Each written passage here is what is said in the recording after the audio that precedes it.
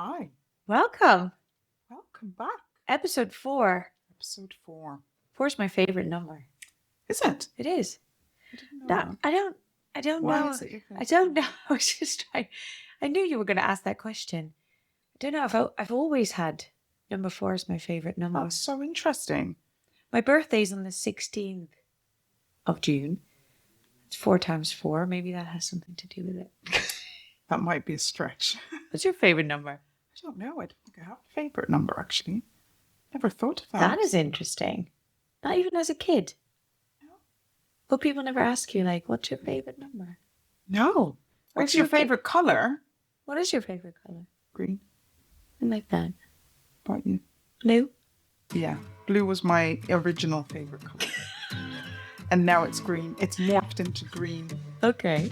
in my older years.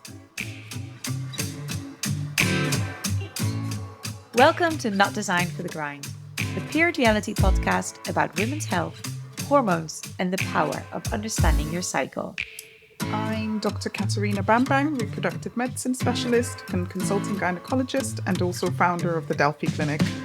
And I'm Marlou, a social entrepreneur and TEDx speaker, and founder of Period Reality and Jibe. Together, we bring science and storytelling to change the way we understand women's health. Every week we'll have honest conversations, we'll challenge outdated myths, and we'll bring you fresh perspectives on women's health. We're in our luteal phase and we're feeling focused and detail-oriented. This is where we notice what's working, what isn't, and what needs to change. Let's begin. In the world of cycle awareness, our number 4 means the luteal phase. Yes, it does. And I don't know how aware I was before all of this, with all of this meaning, this career that, I've launched into the women's health space. But this felt like a wild ride, this last luteal phase. This last luteal phase, yeah. Yeah, it was pretty intense. I think starting quite, we know the things, but sometimes things come up and you've got to start something pretty intense in the luteal phase. And even though I always say that's not the time, we did it. I know. And we did mention this in episode 2 in the follicular phase, didn't we? Of like, this would be a great time to start new ideas. And that's right.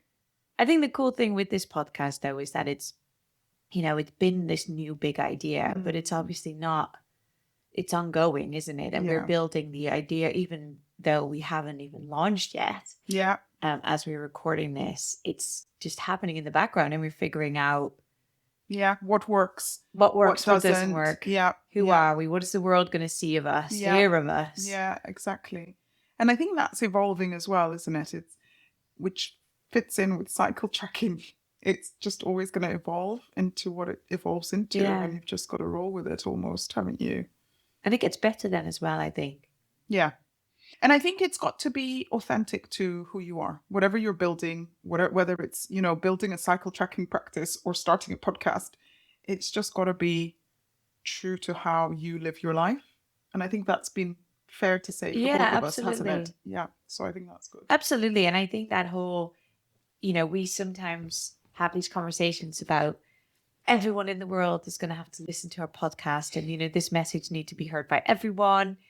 This is the last generation of girls and young women who don't know what's going on in their body. And, the podcast is going to do that. And I think we've both found ourselves, especially last week, in the luteal phase of like, are we doing the right thing? Yeah. There's so much else going on in the world. There's so much else going on in our worlds. Yeah, absolutely. And that doubt and, to be able to identify that, as I think we called each other out on it, of like, is this an actual fear? Is this an actual concern? Or maybe it's influenced by our hormones and by what's going on. Yeah, completely.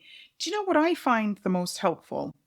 And actually what that awareness of my cycle has done for me is it's given me pause, because I am very much a sort of, I am a driven person, but then I also kind of like to act. I'm always sort of more action driven than reflective in the moment. And exactly what you said. So sometimes I'll feel something or I'll want to act on something, and then I'll pause and sort of say, hang on, is that actually exactly what you need to do right now? Or is that like exactly what you said? Is that driven by something else underneath? And maybe pause for a sec to assess that. And that's been really helpful.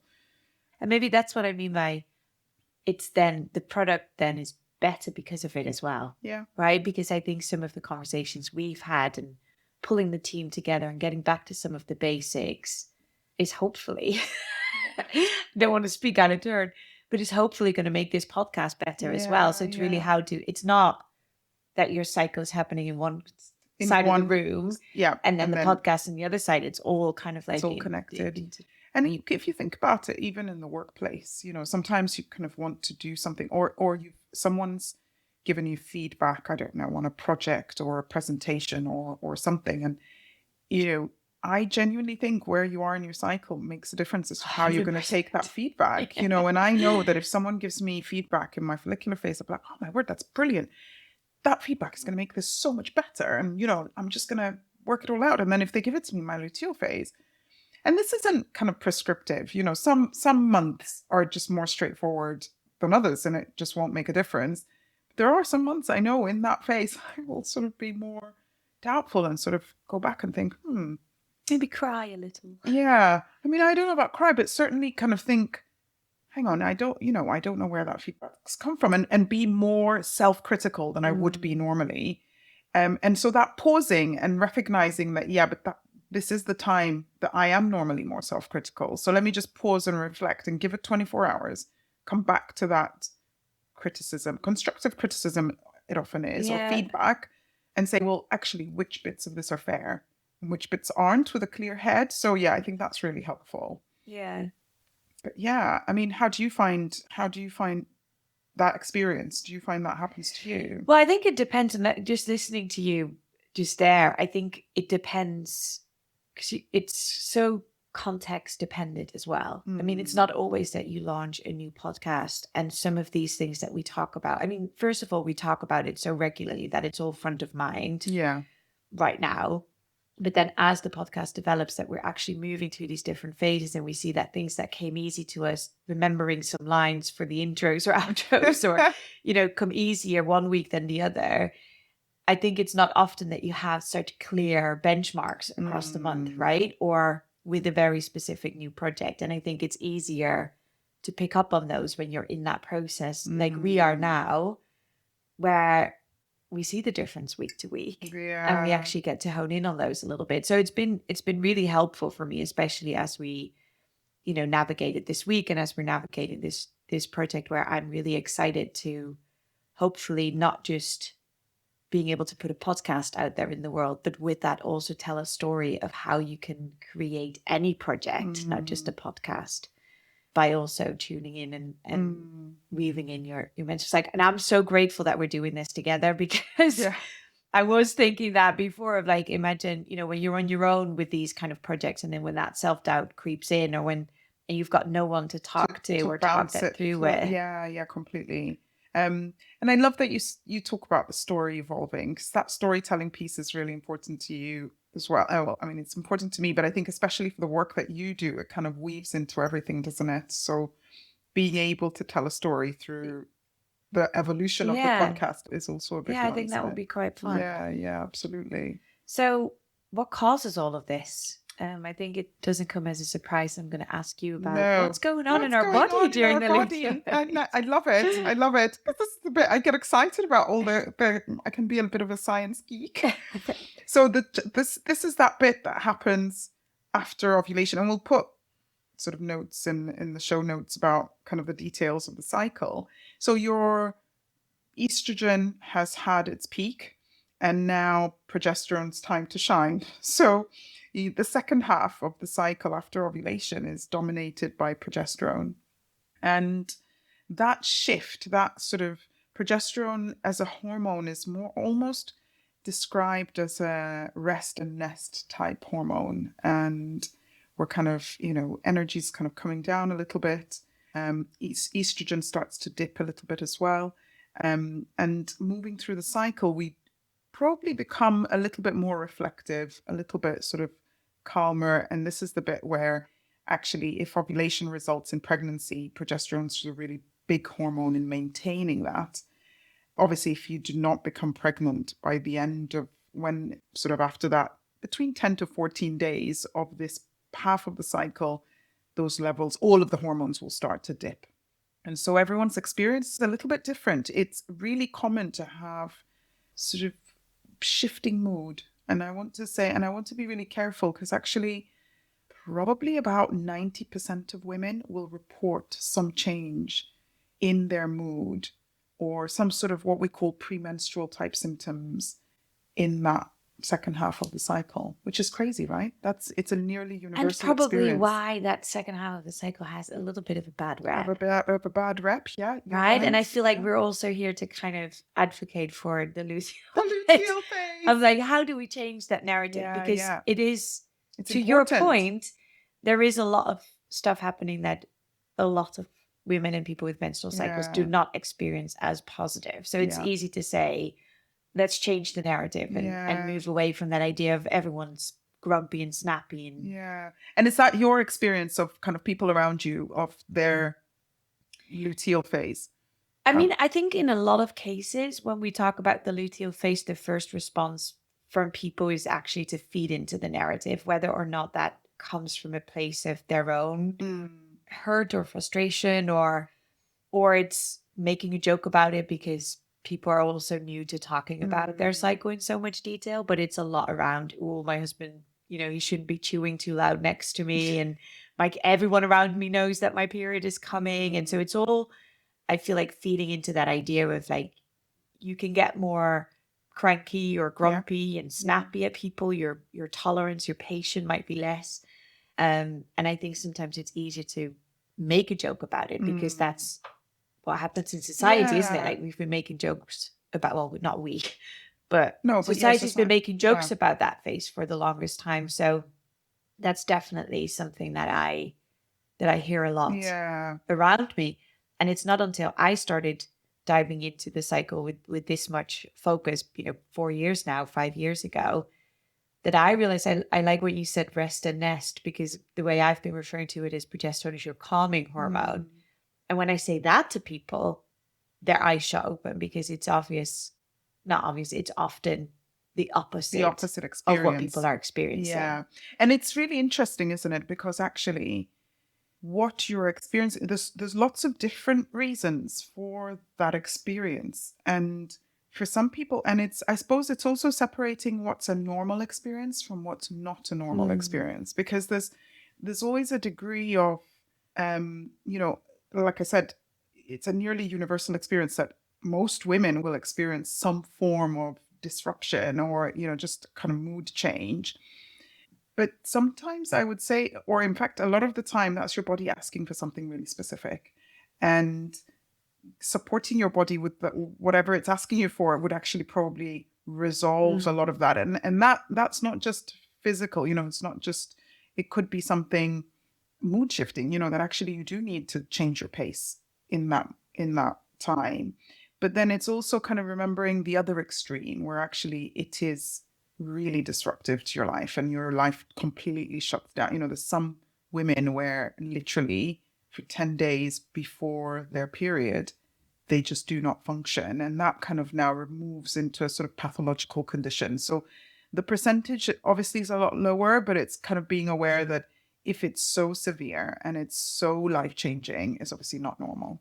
And that's definitely something to look into. But then that, like you say, we've made a bit of a joke of it as well, haven't we, in the way that we talk about it. Yeah. And so I think that also creates a little bit of stigma in a way, because there's women who are really suffering but feel like they've got to make light of it because it's, the experience of other people will be, oh yes, of course, we all get a bit like that before our period. But the women who are really suffering sort of saying, no, this is, I kind of, everything stops. I can't function at work. My relationship is wrecked. So yeah. And we actually have had women going through our trainings and our sessions who were prescribed antidepressants by their GP because they genuinely believed they were depressed. Yeah.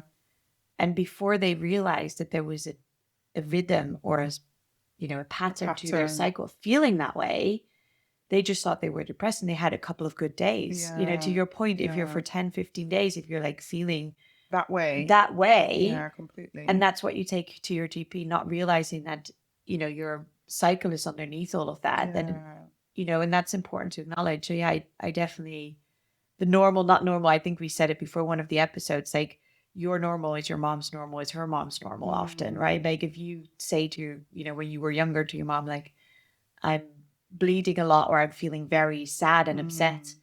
And your mom says, well, that's normal because I have that I'm the too. same. And Yeah. that's what she's heard from her mom growing up. Then that might actually prevent you from seeking the From help. seeking support. Yeah, absolutely.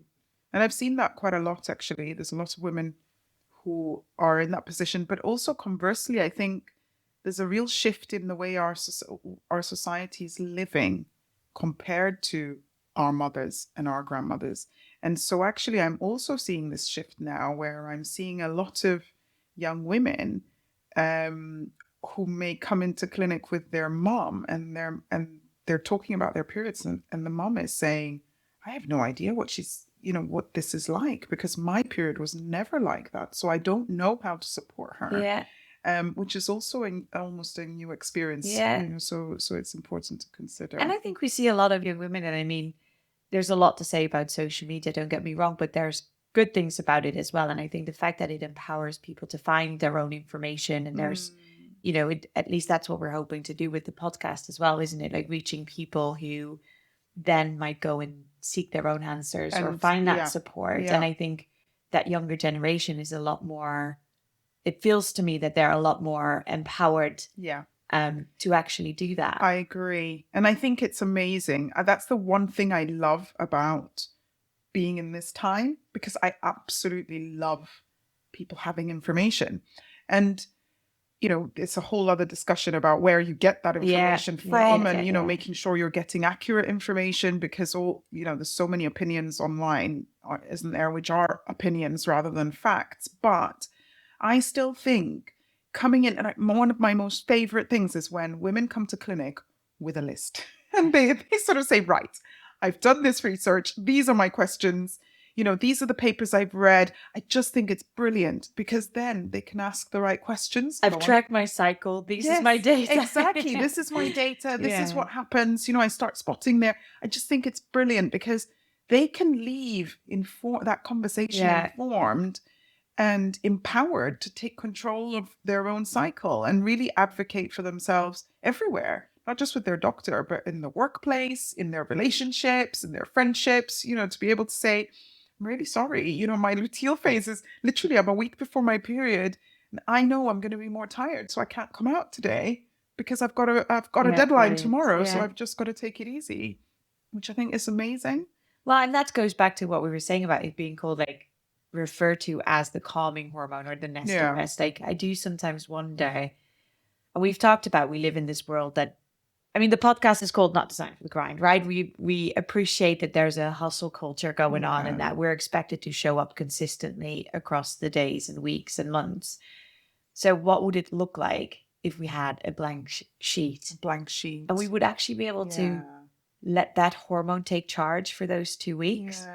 In our workshop, in our workplace trainings, we often speak about the slingshot approach, which is that idea that what can you accelerate coming out of your period if you weren't completely drained and exhausted because you just went through your luteal phase and you didn't give your body what it needed. Yeah, that's so interesting. So if you are able to actually slow down and give your body that time and space to support it during that luteal phase, then when you come out and you go through menstruation and your body was able to do that in a calm and gentle environment, and then coming out of that into that follicular phase when your estrogen is rising, you would be able to capitalize on that as well, even more than you might already been. But you can't do that on an empty tank. And I think that's what we see a lot, that second half of the cycle is just draining people, right? It's exhausting them because your body is craving that. It wants to listen to that gentle hormone and taking it calm and easy. And you're giving it the opposite. And I mean, I'm saying this sounding like a saint, but I'm 100% guilty of that. Absolutely. And this is it. And I'm conscious that we're saying this, and obviously then there's real life, right? And I think a lot of people's thoughts as we're saying that will be, right, and how do I do that? They open their calendar when they're busy on full rota, and 2 young children and I'm running around. And And it's so true. And it's easy to think of it in that way, but sometimes it doesn't have to be in the big things. It's just almost starting with an awareness. Because certainly in my life, it's busy. It's busy. And I don't often get to stop. And I'm sure the same with you. You don't get to stop um at all, do you? And it's just a constant. But I guess it's just sort of saying, well, building small little windows Yeah. which make you feel, and they don't have to be anything fancy. It doesn't have to be like taking a whole day out, does it? But I don't know. What do you find helps? Because I can tell you what helps for me. Well, I think the awareness is huge for me. I think that my biggest transformation, and we see that a lot actually in our trainings and workshops as well, the biggest transformation often takes place on that individual level when people start to realize they can be a lot kinder towards themselves. Yeah. And I think for me, that's the biggest thing. So yes, physically, if I build in these little pockets and if I'm, physically trying to arrange my weeks or my days a little bit better, I am trying to be mindful of having meeting heavy days. Okay. I'm prone to like block my whole calendar full with meetings. Which is amazing if you've got control of your day, hasn't it? And I suppose that's harder for people who are 100% in employment. So if I can influence that, that would be one thing that I do in my calendar. But my biggest change is really that when I am feeling that overwhelm or when I am feeling that inner critic or when I'm feeling that exhausted, just knowing why. Yeah. Yeah. And that this is not how I'm going to feel the rest of my life. That, next week I'm going to feel a lot better. That it's okay to take pause because maybe I can go a little bit extra next week. And putting those things in perspective is, I think, played a really big part of me and just shifting that a little bit. And that's why I framed the question as if we had a clean slate, right? And that question, I don't want to say keeps me up at night in a bad way, like in an exciting way. I think about that a lot. If we are quite sad. That's us kind of loving that keeps up with us. My cycle keeps me up at night thinking. And that gets me excited because I'm like, I've been working on a project called Lunark, and then they democratize space exploration, right? We can go into that. We don't have to.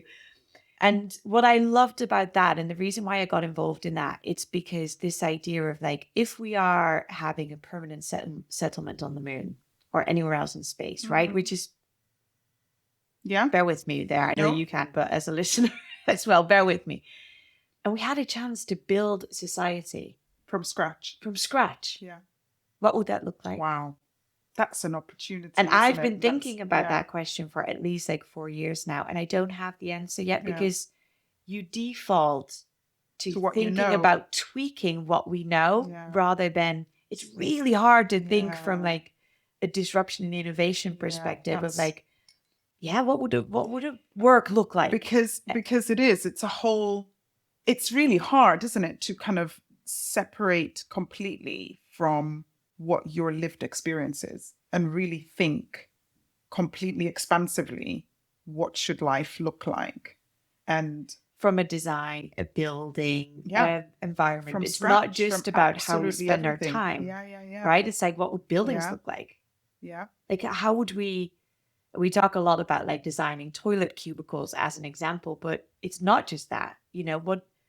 What else? And buildings, when we know now so much, for example, about our circadian rhythms and the importance of, when you think about, so there's an area in your brain called the suprachiasmatic nucleus, and it sits in the center of your brain and it needs to see light within 30 minutes of you waking up for you to have a normal stress response and for your cortisol levels to rise the way they need to, which feeds into your cycle. And so how would you design buildings if you had the opportunity to consider all that information that we know now, which we didn't know then? Well, you design it totally differently, wouldn't you, to what we've got, which is, it makes it really hard for people to get up and get out. One of the pieces of advice I give women quite a lot in clinic is to say exactly that, within 30 minutes of getting up, make sure you get outside and have 10 minutes of light and hitting the back of your eyes. And it's, I'm the first to say, it's hard to do. Yeah. It's dark. I wake up. I'm upstairs. I need to now get myself busy downstairs. Time. Who's got time in the morning? No, but you're right. But it's so true. It's so important in kind of building that rhythm in your cycle as well, and in the health, both of your cycle and the rest of your general health. And no one is going to answer that question on their own, right? So I actually want to extend that as an invitation to anyone listening, really, of Yes, like, if you have I'd ideas of love if we input build on a new that. society, and Yeah, depending on feedback, we might actually spend a little bit more time on this in the yeah, episode, that's because true. I think in talking about it, we would unpack so much of what we would pick up on in like Yeah, our society right now, and the things that we could influence and the things that we can't, right? Like yeah, yeah, where is completely. what is our circle And one of of them is, I influence? suppose, this idea of pushing through, and kind of powering on and doing all of the things. And I don't know where that's come from. Where do you think it comes from? I just don't really get it. I mean, that's a really good question. I think we know that the whole idea from the 9 to 5 started with the Industrial Revolution, Mm, and it was designed to maximize factory output and, support machinery, not human beings. no, So no. it definitely doesn't come from a human need. Mm, And I think that's where it started. And then with even with what we just said about social media, like with so many opportunities out there for us to create the life that we want, mm, that comes with a lot of freedom, but a lot of pressure as well, right? Like there's so much we yeah, constantly could be doing. If it's, are you going to do nothing? Are you just going to sit yeah. on the sofa when Gosh, you that's such a good point, could be actually. doing all Yeah, these you could be things? doing. And I think from a women's perspective, we obviously, come from generations where maybe, if I look at my mom and grandmother, like there was such an expectation to be at home and look after the Mm, children. And my grandmother worked, mhm. which I love because I grew up not knowing anything other than, Different. women just Yeah, work. But she also looked after the children yeah. And the home. and then did everything else and Yeah. volunteered and did all those things, like literally until, just she physically couldn't anymore, right? But it, instead of when women started to join the workforce, looking at how we can recalibrate the Mm, dynamic within the household, it was just piled on top of that. And that's yeah. what we see a lot, is that women say, it's not just my work, because when I come home from work, it's still the It's kids. a second job. And Yeah, exactly. yeah, And so it's the hustle in us yeah. on all fronts On then, all isn't it? fronts. And Yeah. we can't really stop and pause, because the whole house of cards will No, collapse. no. And I think, and I would go as far as say, I think genuinely society is built on the back of women holding all of those pieces together. And that's why I think taking a step back and saying, actually, let's reframe the way that we do things. Let's just, look at what matters to our health and well-being. Because if we start with our well-being as a whole, and well-being means, your emotional well-being, your physical well-being, your social well-being, all of those things. And if you can map that out as an individual, you can then support those around you. And can you imagine if each individual woman does that for herself? What you then Yeah. create is just a complete societal change. Um, and that's what I love about this kind of, our conversations, is that intersection between science and health versus, that storytelling and societal Title. change. Yeah. And I do want to say, like, and we keep bringing them back in there, but everything that we invest in women's health has an impact on men as well, Yeah, absolutely. right? And the fact that Absolutely. we're all cyclical beings, this is not just about the menstrual cycle, because to your Mm. point about the circadian rhythm, men have a circadian rhythm Yeah. as well. Yeah, And completely. I think we're both quite lucky, and I won't speak on your behalf, but if I look at my relationship, like my husband is 50% in, right? If not more sometimes. Like we've got a really good dynamic at home that allows me to do all of these things Mm. and look after the children while he also looks after the children. Mm. And, so we've got a pretty good balance. And I think it's not always a lack of willingness, but it's the structures that No, we're it's the stuck in. structures. Yeah. And if And we know, like you talked about, like that advocacy piece before, right? Like that agency, if we know what we need more, yeah. and if we recognize what would support our health and energy Yeah. throughout the month, it's also a lot easier to ask for help. Yeah. Because sometimes, do you not think we kind of talk about it as if it's got to be a fight, or it's got to be, something that we fight for our, our space and our place and all those things. But actually, it's that knowledge is power. And it's like, well, what do I need? Okay, I can ask for what I need, and I can sort of plan out what I need and then ask the next person or ask the workplace. Because a simple thing, I don't know, if you know that in the luteal phase, if we can create supportive workplaces, and you know that 3 or 4 days before my period, I find that I've got higher amount of brain fog, or, I've got more anxiety. I find kind of being in the office really hard. You could simply ask for working from home. And so it's creating supportive workplaces to say, actually, yeah, that's absolutely fine. We can have that conversation and you can state your case. It's always trickier in, I don't know, service-based industries like, say, mine, when you're a doctor and you're working to a rota. But even then, you can sort of say to yourself, okay, this is a tricky time for me. I might try and do some on-call swaps, just to make sure that I'm working 9 to 5. And sometimes it is as easy as knowing that a water bottle actually helps with your cramps. Yeah. So being allowed to carry a water bottle, either shove it in your pants and underneath your sweater or whatever. Yeah, not the whole day. Yeah. But that's, I think, 2 things. I think one is when I talk to businesses about that at workplaces, their first response is always, well, people would be very welcome to do that. And I'm like, but have you ever told them? But do they know that? And have you role modeled it? Because to a point, I don't even care whether you need a water bottle. I think you need to start doing it for other people to feel safe to do it too. So have a stack of water bottles in the staff room. And not even, and it's not even, I mean, I would almost say it's having the conversation. Yeah. It's actually making it a thing. Because actually, there's a lot of women that would say, well, we don't, and also workplaces that will feel uncomfortable about bringing specific things in, because they'll say, to the point of the water bottle, or a hot water bottle, is that, oh gosh, but that can be dangerous. And, that's a kind of, and they're right.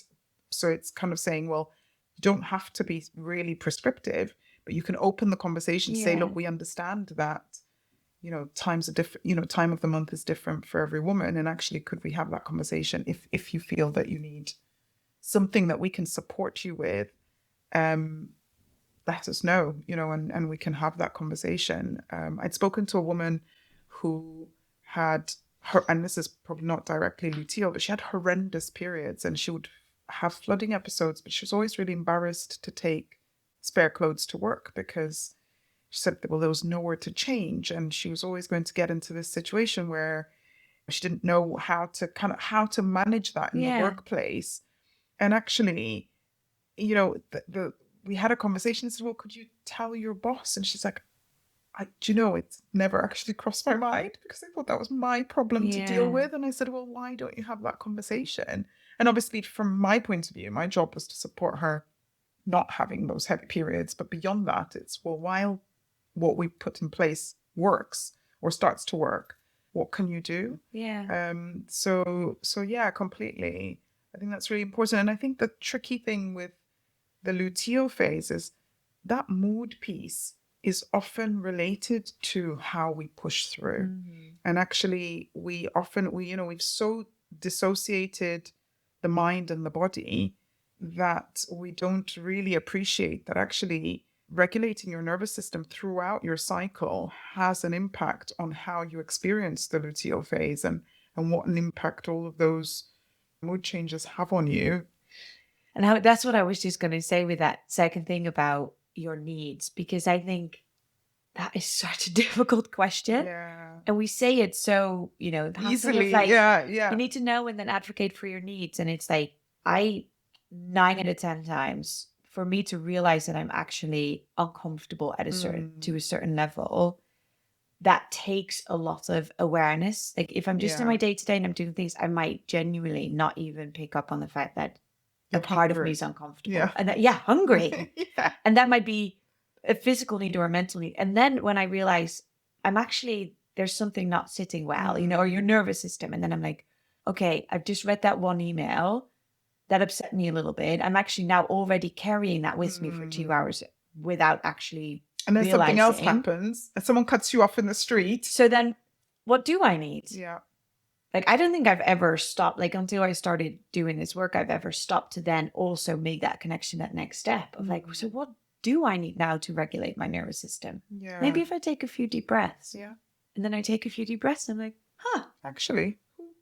I feel a lot better Go now. up, yeah. So I think, just acknowledging that again, like knowing and understanding your own body, that's a phrase also- we throw around on this Yeah, podcast no, because it's so completely. important. But we're so far removed from being aligned and in tune with our body in a lot of cases that actually those questions are really hard to answer. It's so true. But then also you're so right. And because one side of the coin is, yes, what do I need?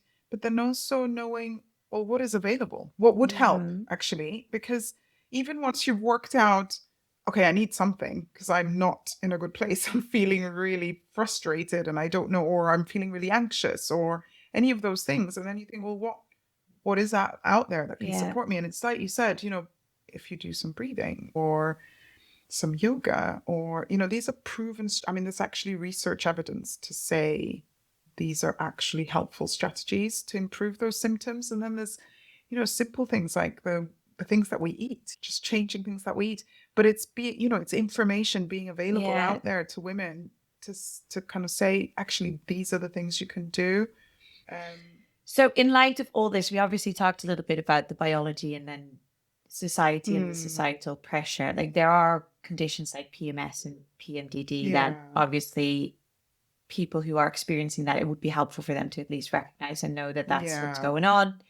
We want them to go and find the support.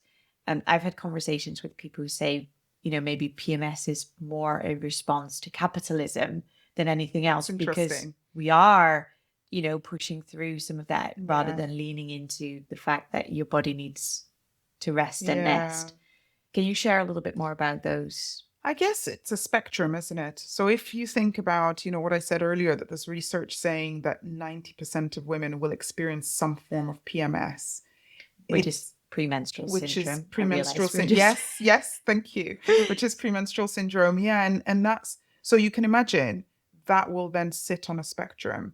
So you have starting with mild premenstrual syndrome, so mild symptoms like, a little bit of brain fog, or you get a little bit more, feel a bit down, or a little bit more fatigued, a bit more tired, and emotional, or a bit more emotional, and that's short-lived, passes fairly quickly. You don't, it doesn't disrupt your life. And then you've got all the way through the spectrum, all the way to sort of PMDD, which is what you mentioned, is just premenstrual dysphoric disorder, which is extremely severe. So you are literally incapacitated, and it really destroys your life. And so it's just being really clear that this side of the spectrum is not normal, and you shouldn't have to power through that. And there's lots of support that can, lots of things that can support that.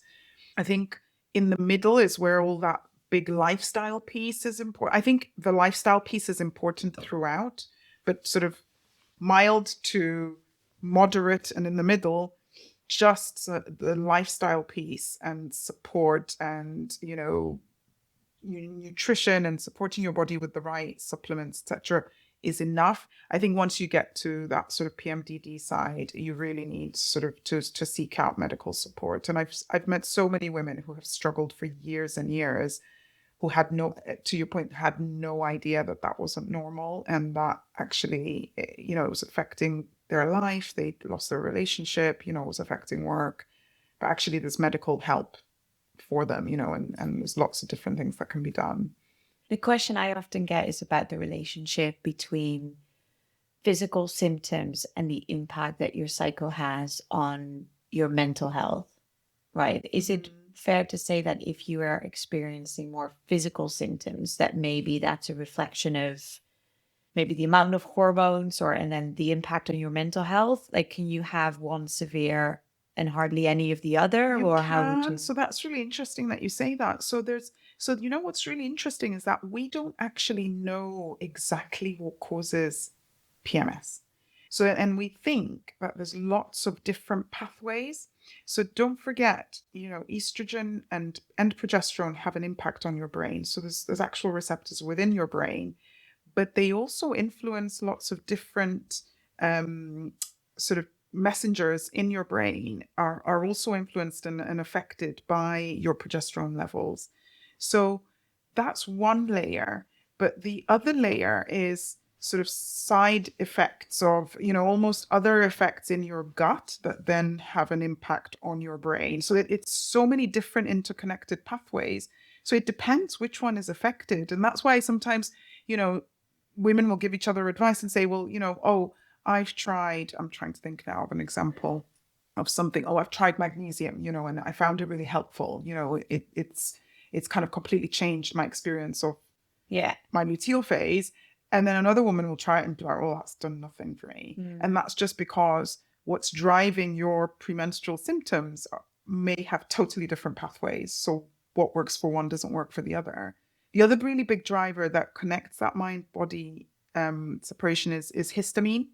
And histamine's like a really big thing in that second half of the cycle, because estrogen drives production of histamine, which is like it's an inflammatory messenger in the body, but that can create both mood symptoms and physical symptoms. So that, nausea and that sort of cramps and or feeling bloated, all of that.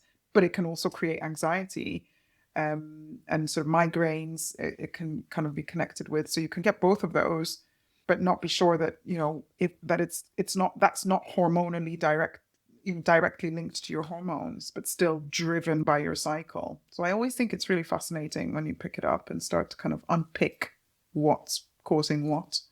And feel like a broken record, but the only way to find out what that is through tracking your cycle. Tracking your cycle, yeah. And it's making notes of these things, right? Yeah. And I think you said last time as well, if it's not then trying to change everything, it's one thing at a time and seeing the impact of it and keeping note of it, so that when you do think, I'm on that maybe PMS scale, but I'm moving more towards PMDD because, I am feeling that the impact is preventing me, impact on my daily activities, that you've got the information and tools to take with you to see your doctor completely.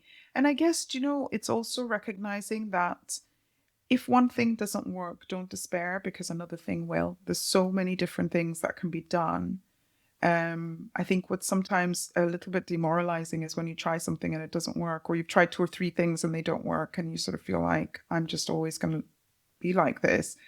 But it is a learning process, because each time you learn that this doesn't work for me, you're kind of learning more about your body, and it's almost putting pieces together. And that piece that I said about there's lots of different things that cause it, it's actually almost like a jigsaw puzzle.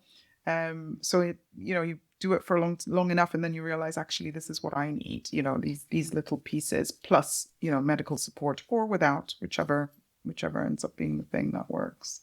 And the awareness is step one.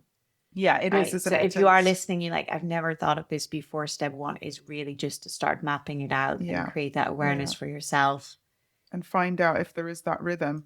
Rather than diving into all the nitty gritty of it. Yeah, but completely. I think tracking is a game changer in terms of helping you work out what's going on. Isn't it fascinating? It's fascinating. This is Cravings of the Week, because sometimes your cycle just wants chocolate, and that's okay. Our segment of the week is our craving of the week. Craving of the week. Luteal space specific. What have you got for us? I reckon I'll go with chocolate. What? Do we get permission to eat chocolate? To eat chocolate. I love chocolate. Yeah, I mean, 2 things, I guess. So chocolate's high in magnesium and also has some carbs. Depends. I mean, I always say have the 70% chocolate to minimize that sugar rush. But magnesium is really important during that luteal phase. So it's really protective of your brain, and actually a low dose of magnesium really helps how your brain functions as well, and it can really support your mood. So I always say magnesium is a critical one. If you can increase the magnesium containing foods, so chocolate is one. Yeah, I you love want that. to go for. I love that that's not just a gimmick, right? That there's Yeah, actual, exactly. there There's is some actual science behind it. that. Yeah. And I think it's also quite powerful, again, just to be reminded that our body often knows what it needs Yeah. and that's what it's Yeah. craving. Like, you know, obviously that won't always be the case. And again, there's layers on top of it, which means that you might not be able to hear your body all the time Yeah, because our body will absolutely. crave sugar a lot of the Yeah. time. But I think I heard a story once from a nurse, and she said that a pregnant woman came to see her, and she had a bit of an issue because she found herself when she went to the toilet that there was a piece of grout coming off of the bathroom wall. And she just felt this need to eat it. Like it was like an actual craving. So she started eating the grout from her bathroom wall. Yeah. And then she obviously realized, what am I doing? So she brought it up with her nurse and they ran some tests and she had a calcium deficit. Yeah, that's interesting. So yeah, those stories just blow my mind because it's like your body does know. Yeah, absolutely. You know, and this is not a recommendation for people to No, eat grout no, when they don't do feel that. a craving. And I think when you're pregnant, maybe, you know, you're an extra Yeah, alert and your completely. body might shout a little bit louder at you. But isn't that Yeah, it is. It's fascinating. It is fascinating. But I mean, if you think about it, you know, we probably talked about this before about, you know, we talk about sugar cravings. But actually, they are, you know, there's a reason for them. And if your blood sugar is up and down all the time, it will create those cravings. And especially in that luteal phase, you need more, you know, your metabolism is a little bit faster. So actually you need more calories and your body does start to crave those carbs. And the ones that are easy are the quick carbs, aren't they? Because your body's just going to get that big rush, you know, your sugar, your flour and all of that. So it's just kind of working out how to fuel yourself well to minimize that, which then also has, because your blood sugar does have an impact on your brain as well. So, and your mood. So, you know, we've all been hungry. Or, I mean, I certainly have. So, yeah. So actually, if you can fuel well, you can control that a bit more. So, yeah, not get to that grout eating stage. So grab the chocolate. Grab the chocolate. The chocolate. I think that's a wrap for episode 4. It is, yeah. It's been brilliant. It's been great. Thank you for that lovely conversation. I'm excited to do this again next week. Yeah, brilliant. Thank you for joining us for Not Designed for the Grind. We love sharing this space with you. If today's episode resonated, subscribe and share it with someone who would value a deeper dive into her cycle. You'll find show notes and further resources at periodreality.org. And if your tolerance drops, ask yourself why. Your luteal insights might be just what you need to help you set those boundaries. And remember, understanding your cycle isn't optional knowledge. It's really the key to living your best life. Until next time. If you would like to reach out to the Not Designed for the Grind team or want to tell us your story, we'd love to hear from you. You can email us at podcast@periodreality.org or follow us on Instagram at periodrealityofficial. You can also connect with us directly on Instagram at the.delphi.clinic and at Marlou Cornelissen, or find us on LinkedIn under Dr. Katarina Bambang and Marlou Cornelissen. If you'd like more resources, show notes and updates, visit periodreality.org/podcast. If someone came to mind while you were listening, send them this episode. And if you believe in what we're building, the simplest way to support us is to follow the show on Spotify or subscribe on Apple Podcasts. Ratings and reviews really do help more people find us, and 5-star reviews go a long way. A big thank you to all of you listeners, and please remember, the only thing that is true is what is true for you.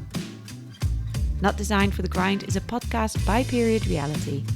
The show is produced by Isabella Lindahl, created and hosted by Dr. Katarina Bambang and myself, Marlou Cornelissen. Audio editing and mixing by Delilah Odima, and our visual branding is developed by Millie Mensa. A special thank you to Favor Asueleman and the incredible team at Period Reality. We'll see you next time.